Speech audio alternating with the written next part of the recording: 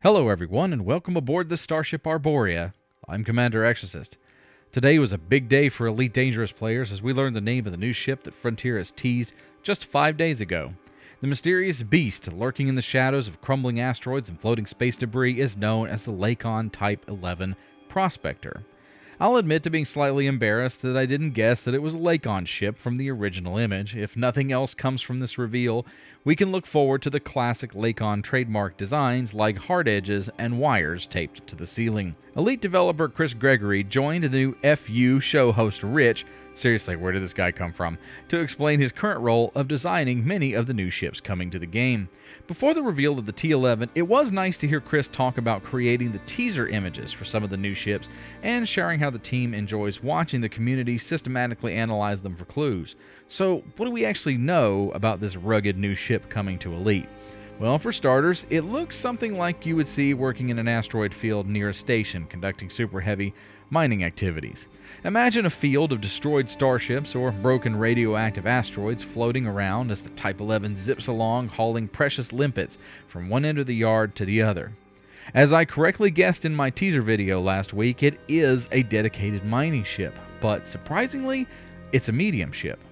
I hope no one placed bets because this defies many community expectations that the remaining ships being released this year would be large, although none of them will be anywhere as near as large as the Panther Clipper. As the developers sought to find new roles for new ships, they felt that it was time to give miners something special. The Type-11 has many industrial features that are reminiscent of the Type-8. In fact, Chris mentioned on stream that its engines are the same as the Type-8 with different silhouette effects to change them up slightly. Additionally, the ship has an off-center cockpit and contains many animations to make it feel more alive and functional. Personally, I enjoy the additional hinge and rotor actions that add to many of the new ships. It makes them feel less static, and it adds this sense of depth to the various in-game activities. Now, perhaps the most shocking was the announcement that the ship contains a special module slot that can take a unique mining tool, which can only be used on this ship.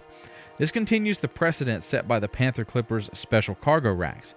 Now, information on the specifics for the new mining tools are vague at the moment, but Chris did mention that it would be used for a new type of mining. From looking at the multiple apparent laser cannons on this thing, I can imagine that any new type of mining would be pretty much aim, fire, destroy, and collect.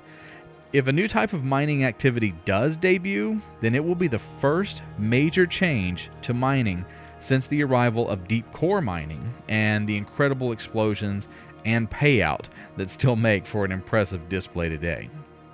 Now, there's no current date set for the Prospector's release, but Chris hinted that it will be arriving in autumn. However, we did learn that the Vanguard's update will arrive in-game in late August. Unfortunately, no additional information or new game features information was revealed on an incredibly short live stream. So, now that the obligatory shield narrative is complete, what are my thoughts? Well, shockingly, everything I've mentioned so far are my thoughts. I'm a huge fan of the interstellar industrial aesthetic in science fiction. I'm probably more excited for the Type-11 to revolutionize mining than I was for some of the other new vessels we received in-game. The previews shown on the live stream are concept renders, but I'm holding out hope that it will look just as cool when it arrives later this year. Now, since there's no module or internal information available to discuss, that's going to be about everything I can say for now. Hopefully, we'll learn more about the Type-11 in August, just in time for the leaves to start changing color and a prime time for a mining revolution. Before we go, everybody, if you enjoy the content I create on this channel, then please be sure to like the video, subscribe to the channel, and make sure notifications are turned on so that you don't miss any of my Elite Dangerous content. That's going to be all for today. I'll be back in no time with more Elite Dangerous. Until then, I'm Commander Exorcist. Take care, fly safe, and I will see you out there.